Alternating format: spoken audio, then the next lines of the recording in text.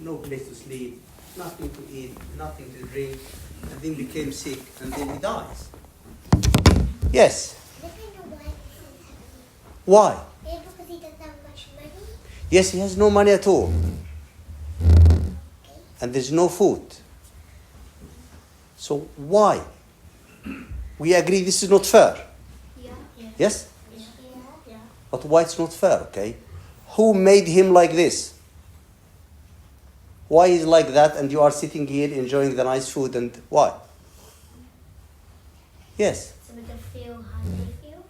Okay, you can feel as you feel, but now, who made the decision that he died from hunger? Yeah? Allah. And you say this is not fair. So this means that Allah is not fair. No. Why? You just say this is not fair. Yes? Because you get better in afterlife. He go back in afterlife? No, get better in afterlife. He got better. Why he can't get better now? What do you think? You said it's not fair. And you said he's there because Allah made him to be there. It's not his choice. He didn't do anything wrong. Yeah? Yeah. We have to think about it. Small child, kid, maybe even younger than you, maybe only 1 year old. He did nothing wrong. But he has no food, no drink, he died. So this is not fair. Yes? Yeah. Let's agree about this. Yeah. But does this mean that Allah is not fair? No. Why? He's the one who made this? Yeah. Yeah. Can someone explain this to me? I gave him 20 pounds. To make Allah fair. Yes. Okay. First thing is you have to think. And this is why you are here today, to think. Don't take something without thinking about it and see it. Who is ever of you watch any cartoon or movies?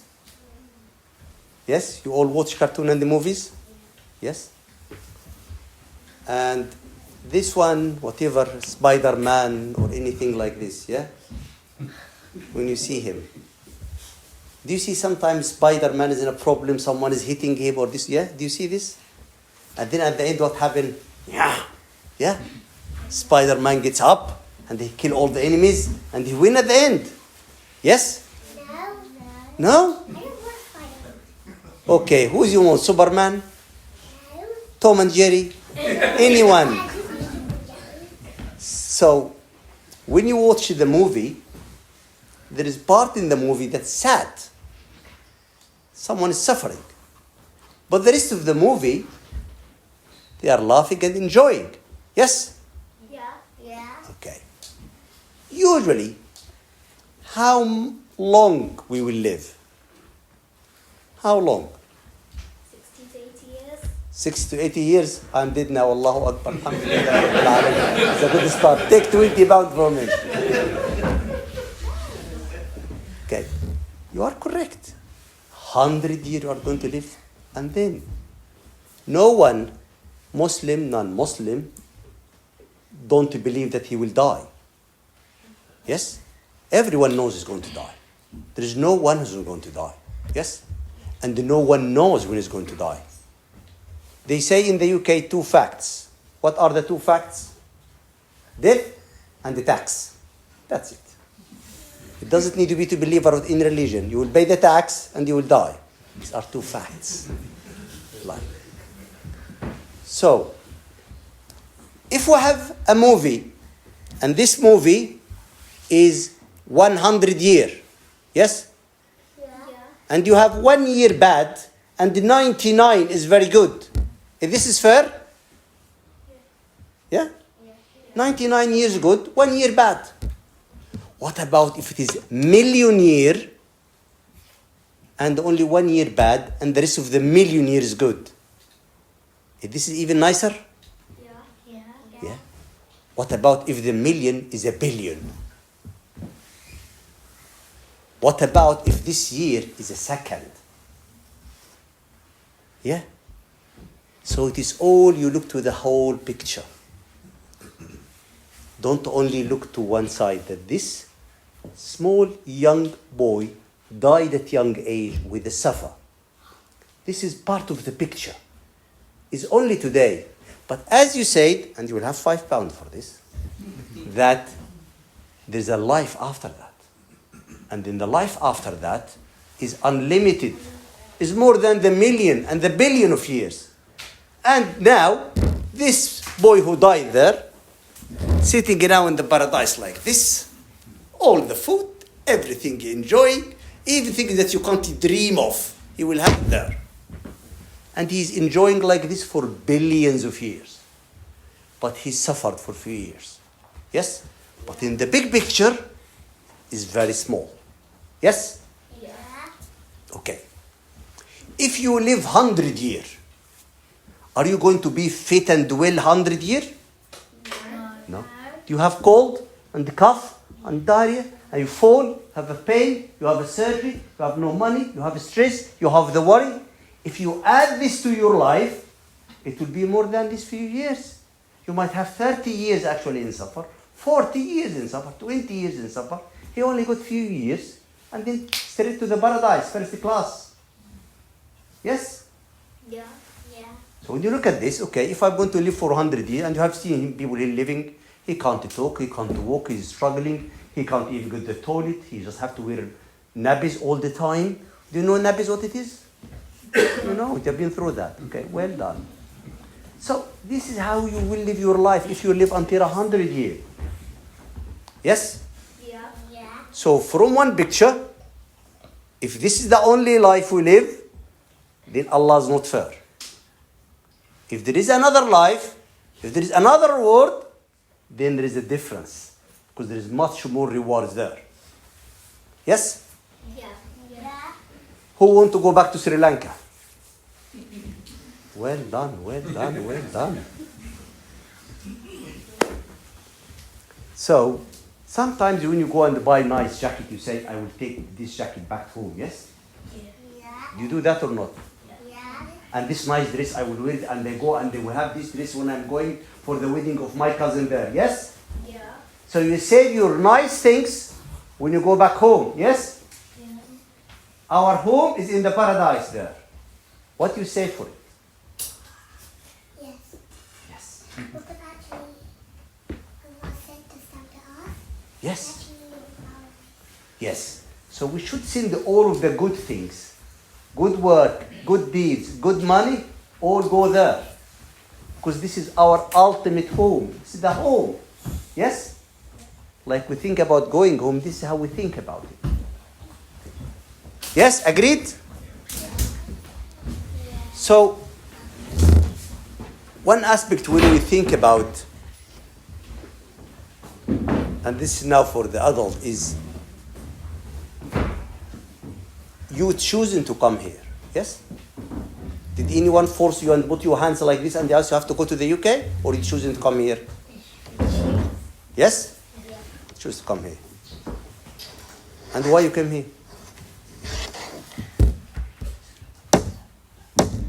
Not you. You haven't chosen that. I'm sorry, my friend. I'm asking the adult now. Why did you choose to come here? What is the answer? I will take £20 from everyone if you don't answer. Why you came here? For a better life. Better life. Yes, we all came here searching for a better life. Better dunya. It's not haram.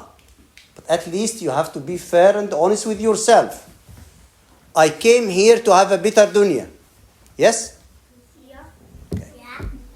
If you don't have a better akhirah with this, there is no point of doing this.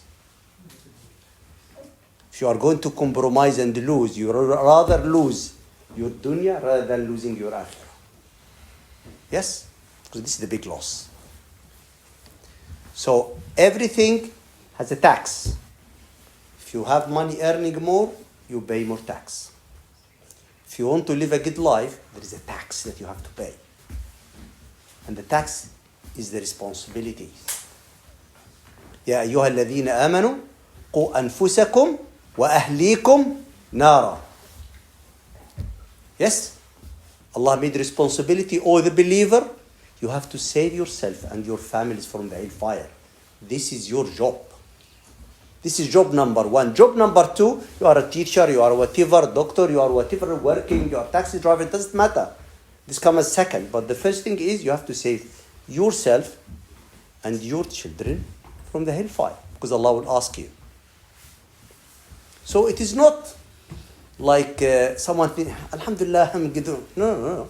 It is a responsibility on you that Allah will ask you on the day of judgment what you have did to make your family and your children, save them from the hellfire. Allah will ask the question. And when you answer to Allah, you can't make excuses. You can't claim things that's not true. You can't lie. You can't exaggerate. You can't make a cake. It's not like this. It's Allah. He knows everything. You didn't do much. You spend your time at work 15, 16 hours, and you have no hour with the children for the sake of Allah. The mother is very angry if you don't have the homework. If you don't pray, just say astaghfirullah. It's okay. Yeah. So what is it? If you park the car now somewhere and you got a ticket 40 pounds, you cry 20 days. Why? Where is the shaitan who told me about parking the car here? And it was my wife. After she's the wife, she is always everything in my life. It's because of her. She made me to park the car here quick. But if you lost the Fajr prayer, you are not upset at all. You wake up after sunrise. Astaghfirullah. I wake up after sunrise. What? You lost the Fajr. Yeah. Allah will forgive. But the 40 pound penalty they will not forgive. This is the focus. I mean, the focus is not Allah. The focus is not the akhirah. The focus is in the dunya. So first we have to admit this and believe it, that we have ultimate responsibility in front of Allah for those kids. You taking your decision. They have no choice. You brought them here. I don't know how the atmosphere back in Sri Lanka regarding Muslims, but do you think the Islamic atmosphere there back in Sri Lanka is better than here? Yes or no? I just need answer. I don't know. No. Yes and no, depending on where you live. Yes. You could choose to go to a place that you can practice, and you could choose to go to a place that you can't. It's more harder. Yes, but you can if you want to. So we made the decision, and we still have the decision to make, to move to anywhere in the world. It doesn't have to be anywhere. You could have the choice of doing this choice, and you can still do it today. But you are not doing it because of the dunya, because of the better life here. So, if you can't spend more time and the effort to grow these children on the sake of Allah, then you are in trouble. In trouble with Allah. And the first thing, if you want to start to treat with your children, is this what I started today. Don't believe that your children are Muslim because they are born Muslims. Don't think what has been embedded in your body for 30 years, 40 years before you come here is actually embedded in their lives. Even when they go to school and they have to pray on Friday. How do you pray Friday in the school? How? Do you pray Friday in the school? No. Prayer room, but it's only open on Fridays. Sorry? Prayer room, but it's only open on Fridays. In the school, do you pray Friday? They give you time to pray there Friday? I mean, it depends on how quickly you eat your lunch. How quick lunch? So either you pray or you eat, and always you eat better, yeah? Be honest.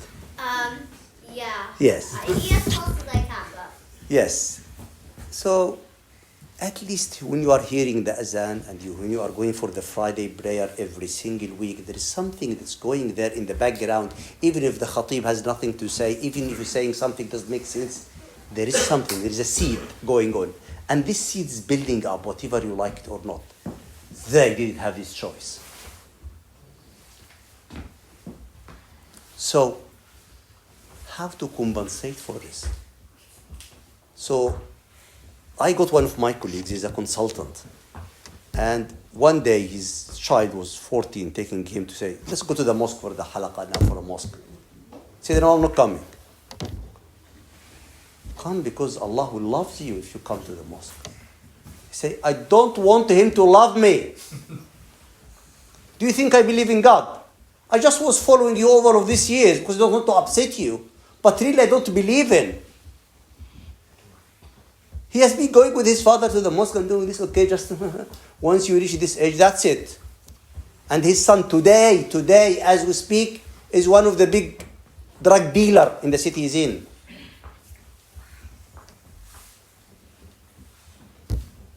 Do you see? Why? Because of the assumptions that the parent has made. Because I pray, then my children will pray. Because I'm Muslim, my children will be Muslims. We don't even accept to be challenged about the Islam. We don't even want to ask these questions. Is it fair, open, discuss? We don't even want to discuss it. If you want to start, you have to start from scratch. Does Allah exist? This is the first question. Let us start even with us. If Ibrahim alayhi salam started with the question, oh Allah, show me how you raised the dead. This is Ibrahim. Ibrahim kana ummah. Himself, ummah. There is no actually prophet who has the same degree like Ibrahim alayhi salam. What you say in your tashahhud, in the prayer, what you say? Allahumma salli ala Muhammad wa ala ali Muhammad. Kama sallayta ala Ibrahim wa not more than just kama. The Prophet asked us to pray for him that Allah give him salawat as he gave to Ibrahim. وبارك على محمد وعلى آل محمد كما باركت as you made barakah to Ibrahim as well. To this degree, who is going to be Ibrahim? Allah said he is ummah. He's a nation. And despite that, he said, oh Allah, show me how you raised the dead. Said, you don't believe?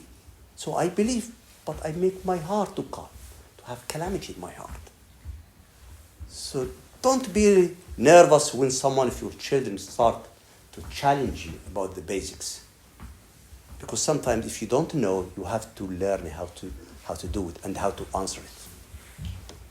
So you will only be succeeded in growing your children in the West if you invest more dedicated, programmized time to look after them. If it is haphazard, hit and miss, it doesn't work. There has to be a weekly halaqah at least between you, your wife and children. Talking about Islam, no matter. And in this halaqah there has to be something to be said. Not sitting this and just saying anything from your mind. There has to be a program. What we need to talk about, what we need to discuss, even what we need to watch. Even for the non-Muslims, if you go to the YouTube and see what's going on, even for Christian, there are very nice scientific videos about proof of Allah's existence. This has nothing to do with any religion. It's about that Allah exists. Because if we agree that Allah exists, the second stage is the Quran, the book of Allah, and after that everything is sorted. Because if the Quran is from Allah and Allah exists, it means the Prophet is okay. It means everything in the Sunnah and the Quran is okay, finished. The religion is done. But you have to accept these two facts first. That Allah Azza wa Jalla exists, and the second one is that the Prophet the Quran is his book. Everything after that, done. And these things Allah Azza wa Jalla make it as ayah, as signs for him, for his existence. But we don't read the Quran. We don't reflect, we don't want to learn. So this is how we should feel. And when Allah say you are the best nation, kuntum khayra ummatin ukhrijat linnas. Why you are the best nation? تأمرون بالمعروف تنهون عن المنكر وتؤمنون بالله. You believe in Allah Azza wa Jal, and you are actually calling for Allah Azza wa Jal, and you are asking people to stay away from the sins and the haram. So if we want to grow the children first, we have to take this responsibility and feel it in our heart. You will not leave for your children anything better than the Islam and the Iman. If you leave them money, the inheritance tax will take it, 40%. But if you leave for them to make dua for you, then this is what you got. And I know some of the Sheikh was saying, if you can't ensure that your grandchildren will be Muslim, don't live in the West. You know, not just your children, grandchildren, great-grandchildren, because you don't want that you're practicing religion here, and then your children, 50-50, second generation, 25, then generation number 4. I knew that something about Islam was a good Muslim. A couple of years ago, I was at the time of the Corona, I have to make transit in Bulgaria coming from Istanbul. And I have to stay there for this, 2 weeks or 10 days or whatever, before I come to the UK. And a brother there, mashallah, he took me during all of this time to spend in the Muslim villages and the places they live in the south of Bulgaria. And I have seen the full picture. Generations from my age and those brothers' age, they know nothing about Islam. And only when he dies, someone will go and say, my father was Muslim, can you bury him as the Muslim bury? And most of these are the Berbers, who will be living anywhere. They are Muslim just by name. Because at the time of the, Shi'iyya, the Soviet Union, and all of these things, when abandoned Quran, abandoned everything, this generation know nothing about it, about the Islam. And about the much younger generations, like the sisters, because you are younger, yes, they are the oldest. They know the Islam very well. And I went to a mosque, and it's opposite to what we see back in Egypt or our countries. In our countries, the old people go to the mosque. There is only the young who's going to the mosque, because this is the one that start to know about their Islam. So the young generation, I went to a village that was 4,000 population. All of them are Muslims, all the women wearing hijab. There is no single woman without hijab. 4,000 population. I was shocked to see this number. All of them. So it's all about what you need to put in those ones. How much effort you need so your great-grandchildren, they know about the Islam. And you have to keep this balance. Our children must be better than us in Islam. Must be better than us in practice. Don't compromise. Don't accept, okay, just a child here, it doesn't matter. Doesn't. Because if you started the curve down, the end is being non-Muslims. Whatever this is, your children or grandchildren or great-grandchildren. So it's very important. So, what's the best thing to make your children practice Islam? What do you think? You all know these things. I'm not going to say something new. What do you think? How you make your children? After we said number 1, you feel the responsibility. And then number 2. Number 2. Say anything. There's no problem, no mistakes. What do you think? How to make those team good team? We practice at home. Easy. You be a good Muslim. If you are not practicing, why you expect your children to practice? If you pray your salah like this, your son will be like this. More quicker than you. There's no doubt about it. Because he see you, this is what you do. If you don't care what time the prayer started or finished, he doesn't care as well. So, this is why, when Allah Azza wa Jalla say in the Quran, Surah An-Nisa, وَلْيَخْشَى الَّذِينَ لَوْ تَرَكُوا مِنْ خَلْفِهِمْ ذُرِّيَّةً ضِعَافًا خَافُوا عَلَيْهِمْ فَلْيَتَّقُوا اللَّهَ وَلْيَقُولُوا قَوْلًا سَدِيدًا. If you fear about your children, what Allah said, don't save money for them, don't put them deposit in a house, don't put them, no. Just fear Allah. خَافُوا عَلَيْهِمْ فَلْيَتَّقُوا اللَّهَ. Just fear Allah. وَلْيَقُولُوا قَوْلًا سَدِيدًا. This is why the Salaf Ridwanullah alayhim, Al-Fudayl ibn Iyad, they say about him that he has a son who lost control. And his name was Ali. Anyone of you called Ali? Anyone? Who's name Ali here? You are Ali? No. Okay. So no one called Ali here. He's a very naughty boy. He was very naughty. And he just gave up. So he was praying every night and making the prayer, oh Allah, I can't guide my son. Oh Allah, guide him. No. And they say that for this, Allah guided his son to the degree that some scholars say he was better than his father. And this is the worst one. So you have to be an example. And when you are an example, you also need to make dua for your children. We forget about this. Allah, he spent 5 hours in cooking. 5 hours in cooking. And the brother, 20 hours in work. When he come to ask Allah,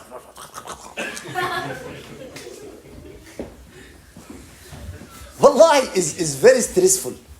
You know. So you have time. And this is because the shaitan is coming to this point. Because the shaitan knows that every dua is counting. Every prayer is counted. You will have it in this dunya. In the akhirah, Allah will give you something else instead. So the shaitan knows that. So this is why the shaitan will come to you to quickly finish your prayer. Finish your dua. It's exactly, I say, exactly like the one goes to the bank and he has been working all the months until he got the salary, and then he bought the card and walk away without taking the cash. This is what we do. We are at the time to take the cash by. You've done your prayer. You need to raise your hands and pray for Allah. No. Quick. Why?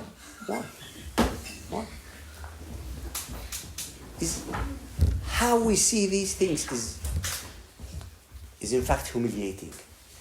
Like, if one of you do any mistake in the school, does the teacher come and say you have to say sorry? Yes? Yes or not? Yeah. Yes? And you stand and say, I'm sorry. And you do like this. I am sorry. Yes, and very polite and nice, yeah? Can you believe that when you do it with Allah, you do it with no respect? Astaghfirullah. See, this is how you say sorry to Allah? Astaghfirullah. And like this, and he's dancing. Astaghfirullah. You rather not do it. Say just one astaghfirullah and say it from your heart. Astaghfirullah, that's it. So, you have to concentrate on the dua. I got many of the content of what I'm saying to you is from a khutbah to my dear brother Sheikh Khalid Hanafi. He's the chair of the Fatwa in Germany. And he's the General Secretary of the European Institute of Fatwa. Inshallah, we'll invite him to come here, spend one day with us. Because he's very good in this topic and also about any fiqh.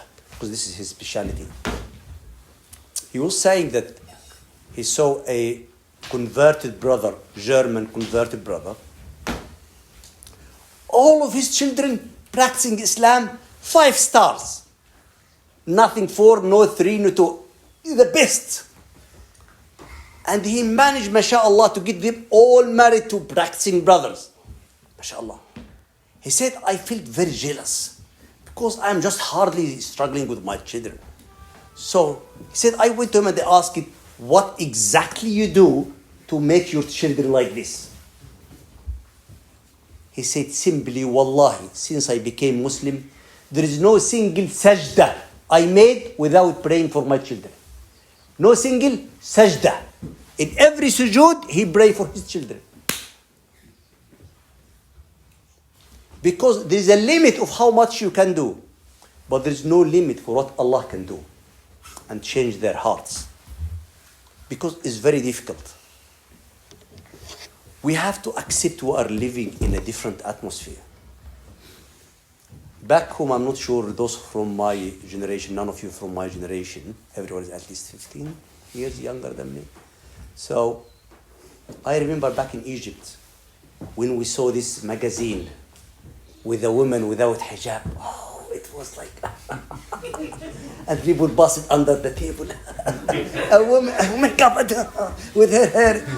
This is the maximum of the sins we can see. This is the shaitan maximum can show us. This is our maximum. Now in your mobile like this with the trick in the hand, you could be seeing things that could actually destroy your heart in 5 seconds. In 5 seconds. Easy like this. Haram is very easy. It's just like a touch. One single touch in your mobile or laptop. Or you are actually, I'm just watching this on YouTube, watching this sheikh, and next to the sheikh, automatically they guide you to something else and they take you from this to that to this to that. So you have to accept this, that the ways of haram became much easier than it is. So this takes us to the next step of how to grow the children, is they have to be raised on the fear of Allah. The connection is with Allah. Yes? What does it mean? Because I can see you are going to sleep now in 5 minutes. What does it mean that you fear Allah and you look for Allah? What do you think? That when you want to do something, what you remember? Yes, you remember Allah. Well done. So this is not about, does my father see me or he doesn't see me? You know? What most of the children do when they are young? Come on here. What you do? The most common thing you did, which you shouldn't do, but you all do it, and we all did when you are young. Once I ask you, did you pray? No. Yes, I prayed. Do you have wudu? Always have wudu. Always, mashallah. Always, wudu exists all the time. Did you pray Maghrib? I prayed. It's still Asr time. Oh, I thought it's Maghrib, but they prayed. Yeah? Why you do this? You know, this is because you want, to please your father or please your mother. It's useless. You need to please Allah first. So Allah needs to see you that you are doing the prayer for Him. I'm not doing it for this or for that. I'm doing it for Allah. When everything you do for Allah, then I don't care if someone is with me, someone is not with me, does it matter?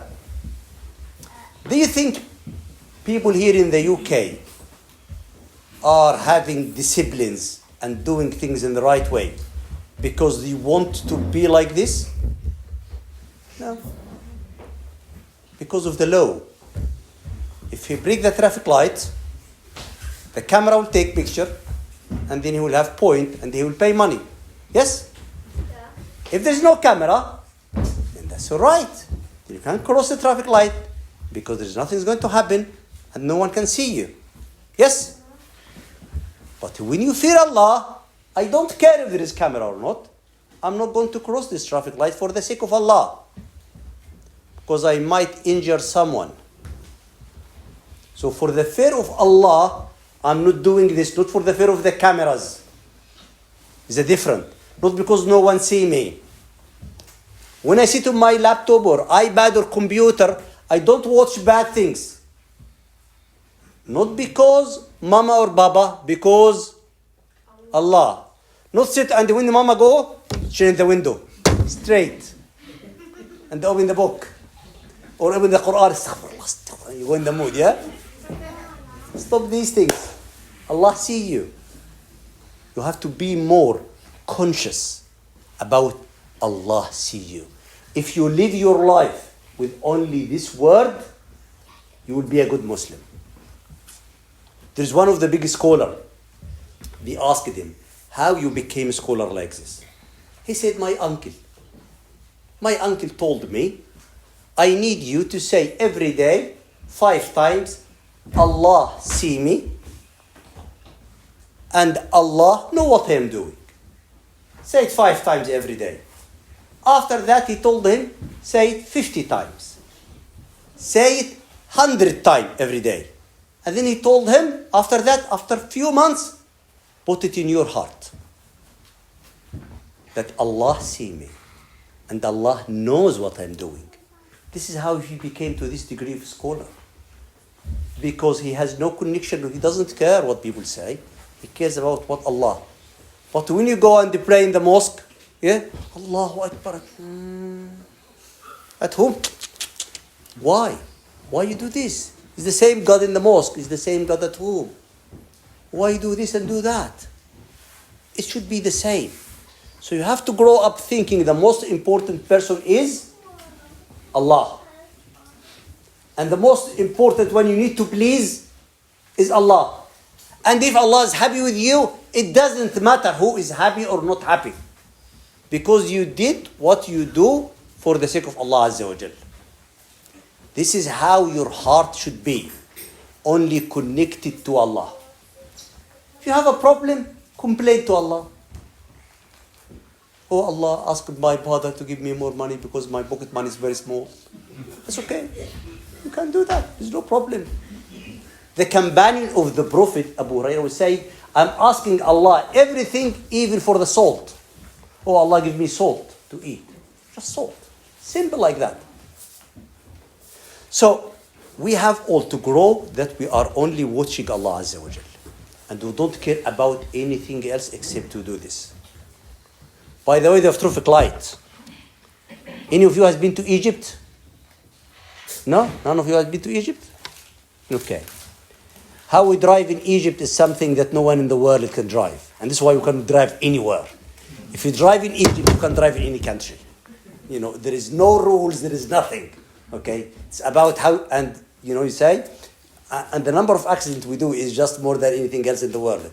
So, they are saying that someone like you, Nice, from the UK, went to Egypt.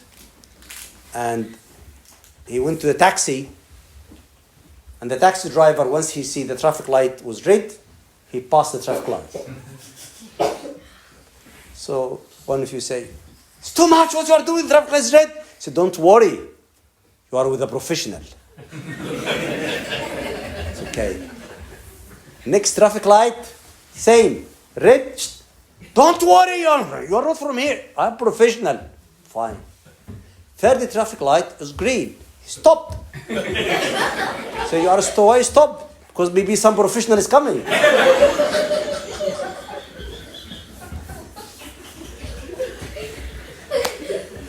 Yeah? So you need to go to Egypt. And this is why they say Egypt is running on IBM, not a Mac. What's IBM? I means inshallah, and B means bukra, which means tomorrow, and E means malish, don't mind. Never mind. So, make this in your concentration. I am only with Allah. I will only meet Allah alone. I will have no excuses and nothing to hide. I can't say bad claims. So, after that, is preferred, this is not a must, is to take your children, the family, and go for Umrah every 5 years, for example. Because the Prophet said that the Iman is going like zero ila al-Madinah, means as if it is heading to the Medina. When you take your family and children, okay, 4 years holidays and 1 year Umrah, this is something we can do. It's not hard. We spend the money for the holidays. Let us make like a bucket at home that everyone wants some donation for it towards the Umrah.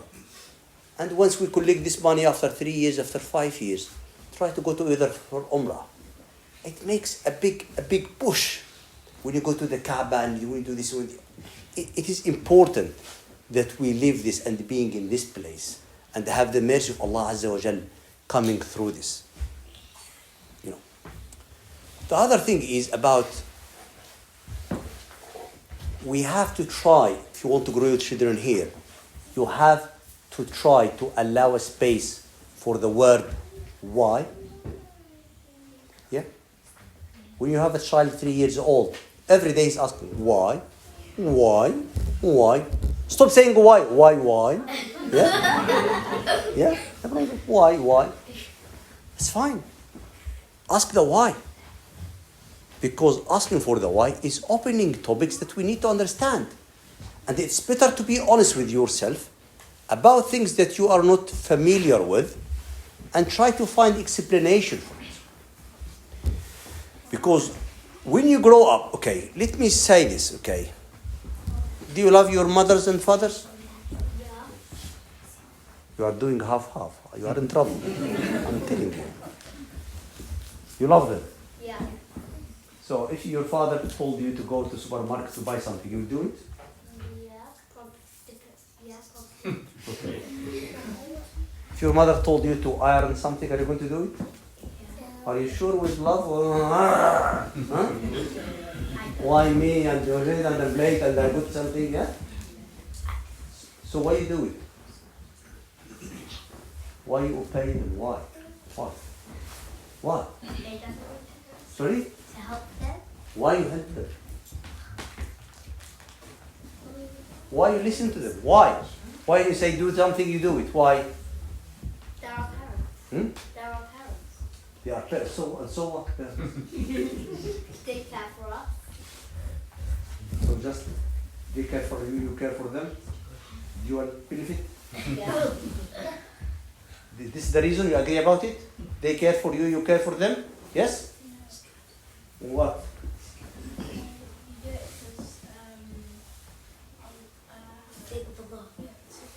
You do for the sake of Allah?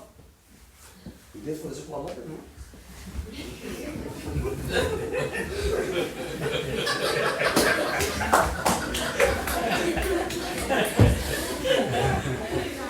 Barakat.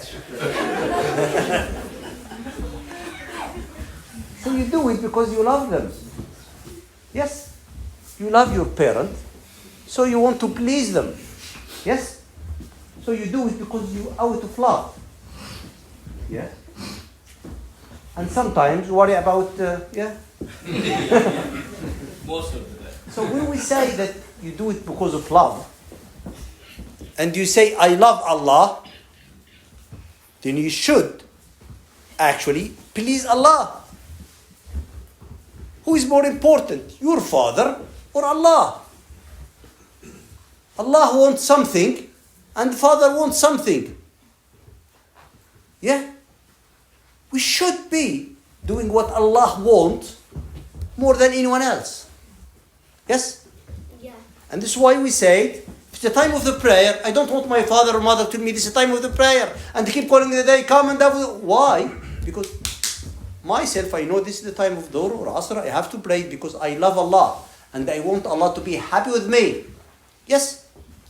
As simple as that. Yes? Yeah. And why your father listen to your mother? Why? Because he has to.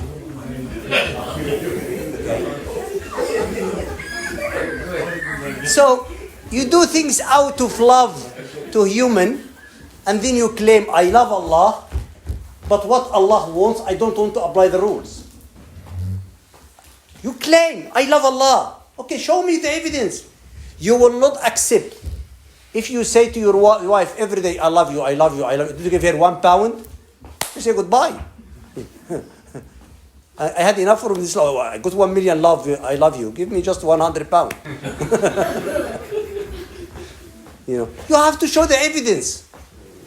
We claim we love Allah. We have to show the evidence for this. And this might be when you get old, you understand it. But for the child, don't say pray because you love Allah. And make zakah because you love Allah. And do for hajj because you love Allah. This still has to grow up. This love has still.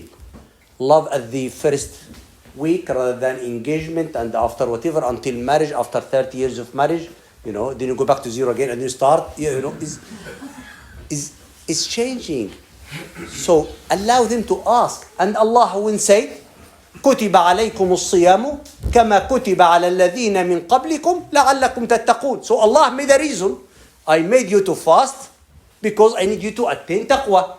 Allah said for the Hajj, ليشهدوا منافع لهم ويذكروا اسم الله في أيام معدودات. You go for Hajj, you will have some benefit in it, but you remember Allah in these holidays. So Allah Azza wa Jalla made it for reasons, And when we say about pray, إن الصلاة تنهى عن الفحشاء والمنكر.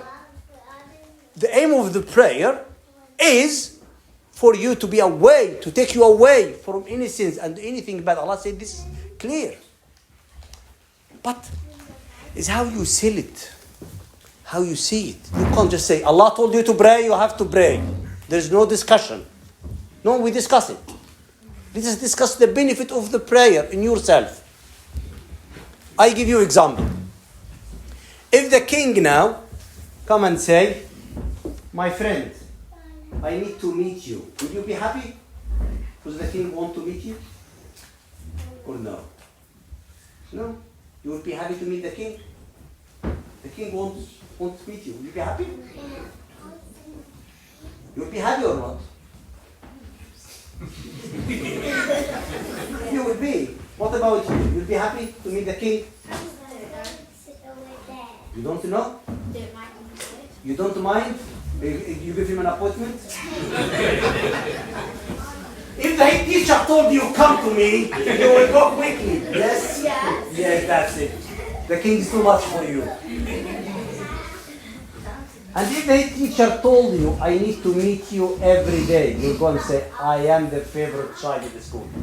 The head teacher wants to meet me every day. He can't actually work without seeing me every day. You will be proud that the head teacher wants to meet you once a day. Allah wants to meet you 5 times a day. The king of the kings wants to meet with you. And he gives you the choice to choose the time you go in. And he insists that you must have the 5 prayers. Every single day, no matter how ill you are, how sick you are, he needs it. He needs to meet with you. What an honor you got every day that you have to do it. And just the imagination that Allah is the one who made the appointment for the Zuhr at 12. Just imagine this. Allah, King of the King, made the appointment at 12. I don't care do it 1. I don't care do it 2. Just 2 minutes before the Asr is okay. There is a meeting with Allah. He has decided when He wants to meet you. You don't care about going late. You don't care. You don't feel even that there is something wrong you have done. Why? And why Allah make me when I'm having cold and I'm struggling? Why I have to pray? Why? I'm very tired. I'm sick. If I told you, the king wants to tickle you when you are sick. He wants to hear your voice. He wants you to say, I'm sick. This is why prayer is the only thing in Islam that doesn't go away. You go for Hajj if you have money. You go for Zakah if you have money. You fast if you have health. You say La ilaha illallah once in all your life. So the only thing that's remaining that you must do all the time is your prayer. Standing, sitting on your side with your eyes, with wudu, with no wudu, even just tayammum, you will do it. You think it is harsh on you, but actually look from the other side. Allah wants to check on you, wants to support you, wants to be with you. As you love when you are sick to have your mother or father or someone next to you and hug you, Allah wants to be with you when you are in that situation. So this is why it has to be that you still bad. So this is how we should think about things and why you have to ask about it. And when we ask about does Allah exist, we must have scientific evidence to prove that Allah exists and scientific evidence to prove how the Quran is the book of Allah. This is how you talk to this generation. Okay. So, as I say, there are many things. If you want to open the topic, how to do things. But in all honesty, it all's around you be a model for Allah Azza wa Jal. You pray for your children. You invest the time and the program to try to make the children program that match with them. أقول قولي هذا وأستغفر الله لي ولكم جزاكم الله خير. Any questions إن شاء الله?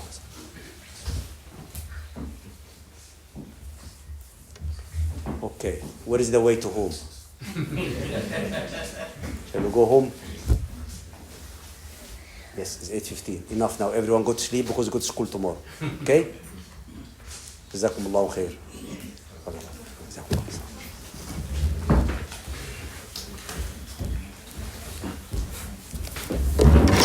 Parents, anything to ask? Break the ice, inshallah. Brothers, nobody has a good question. Children, do you have anything to ask?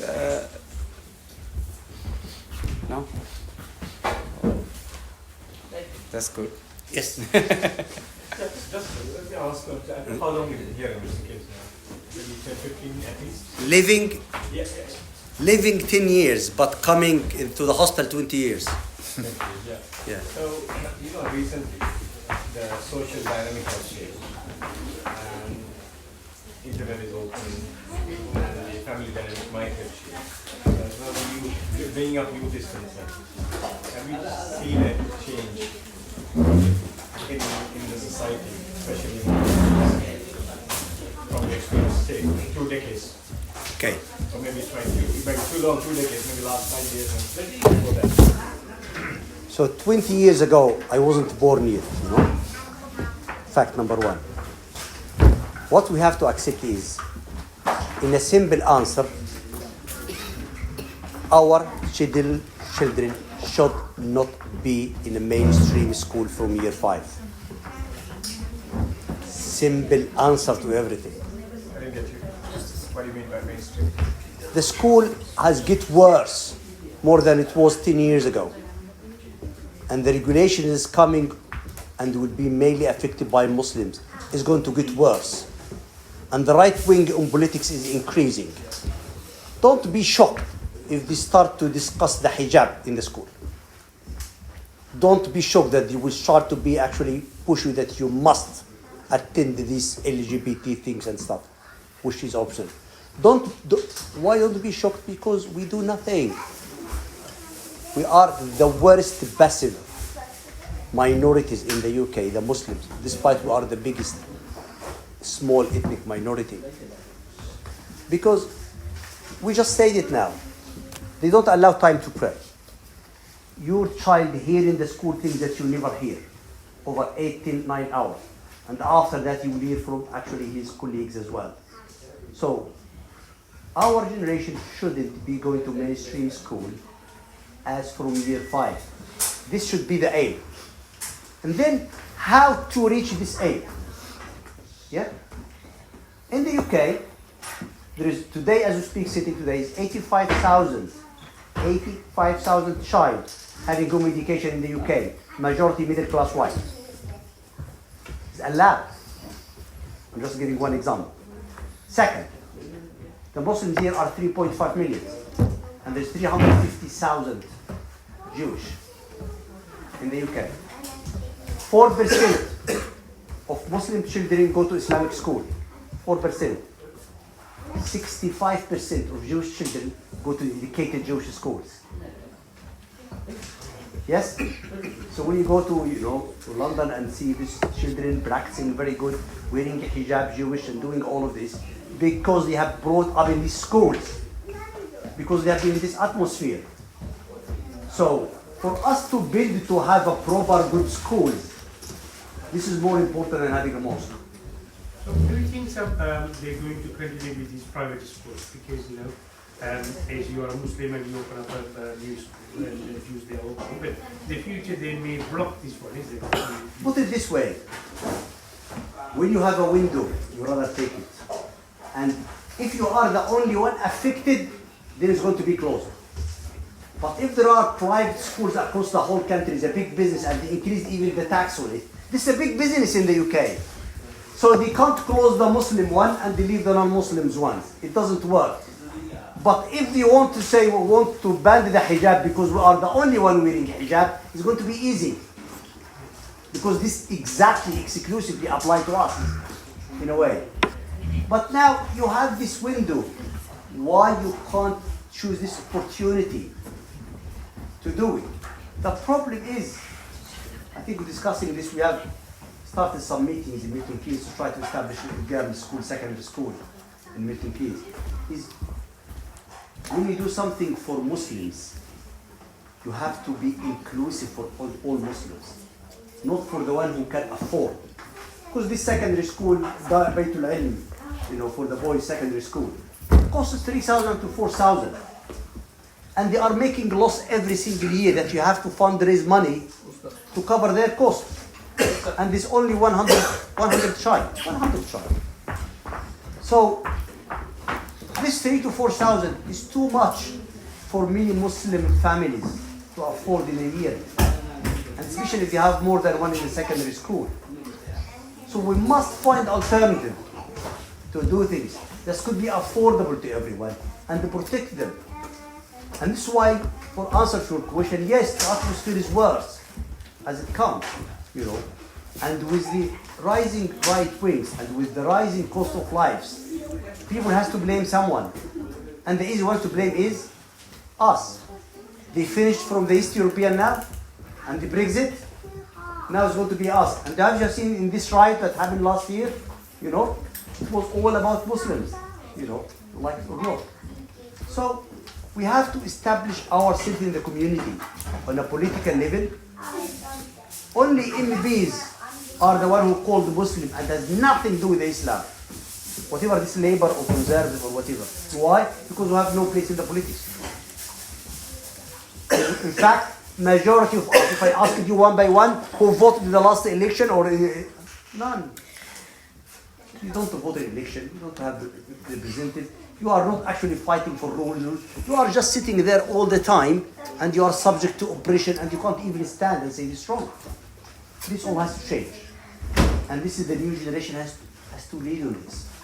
But you have to protect them first. And this is, personally, I believe if there's a priority for Muslims in the UK, is to establish Muslim schools for the children with a high level of education. Not because it's Muslim that you compromise on the education, high level. And this is why when I proposed in our meeting that we start with what we call home education. We call it home education, but they will not be at home. They will go to this place to have the education 9 to 3, but because once you call it school, then you have the office is after your head. And this you have to do, and this, and this, and the cost, and you have to teach 14 subjects. A lot of restrictions, you know. I'm saying to you, Baytul Ilm school, brothers has done it there in literally only 100. How many? 100 children. This was all there with that cost, and they are losing money. So if you want to go and examine school, we have to. So there is a discussion at the moment. Just pray for us to have a building. Inshallah, we have been fighting for it for a year. If we go to inshallah, we will start with after school clubs.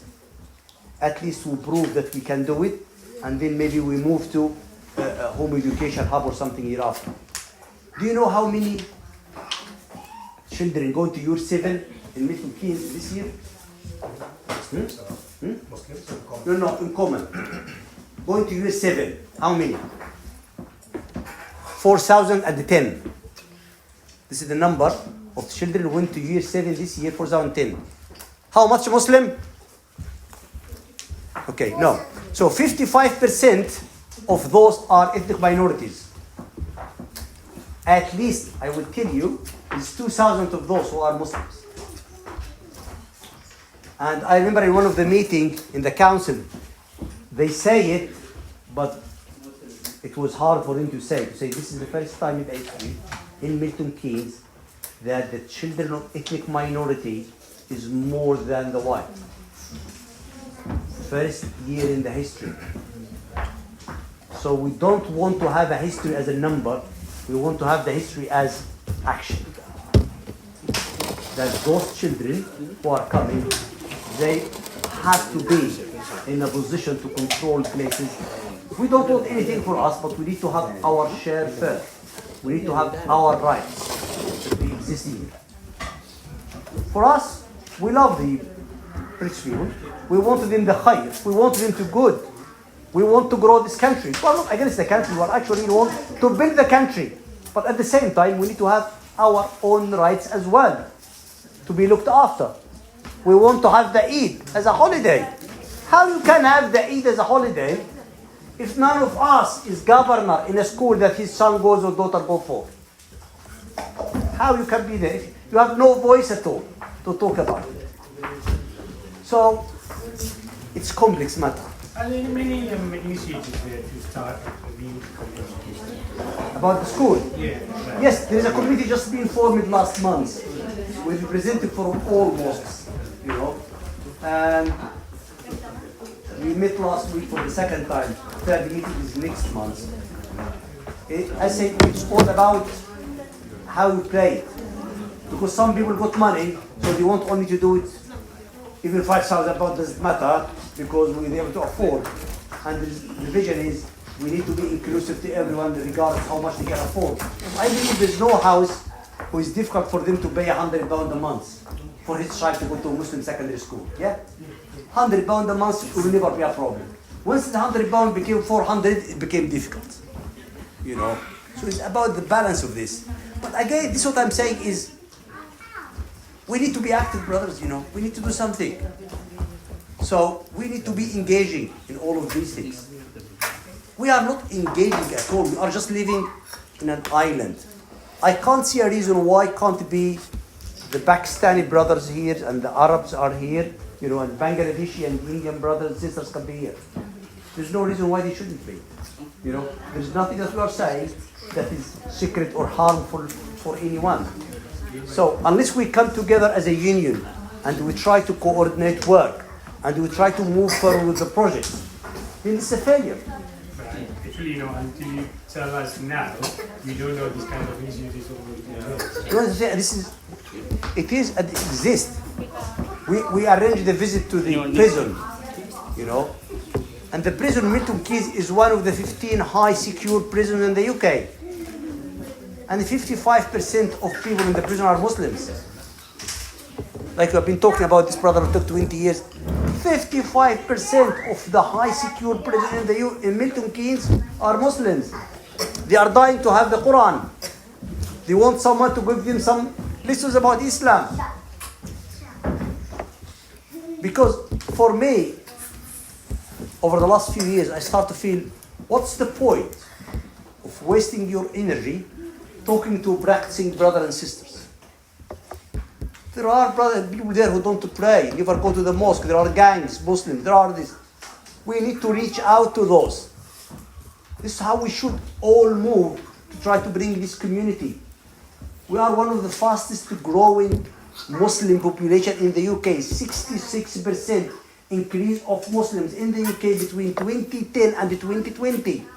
66 increase. Do you know what does it mean? It means we should have at least to double the number of mosques we have to try to accommodate these people. Double all the activities. 66 increase of Muslim in Milton Keynes population over 10 years. A lot of things need to be done, but people have to be proactive. People has to find. Yes, there has to be some work together, but there has to be a common plan and everyone engaged in the plan and done. So we can do it, yes we can do it, but we have to be active, proactive in a way, not passive, waiting decision not to have this hijab, astaghfirullah, la hawla wa la quwwata illa billah. For how long will remain like this? It doesn't work. Eat the cake, eat the cake.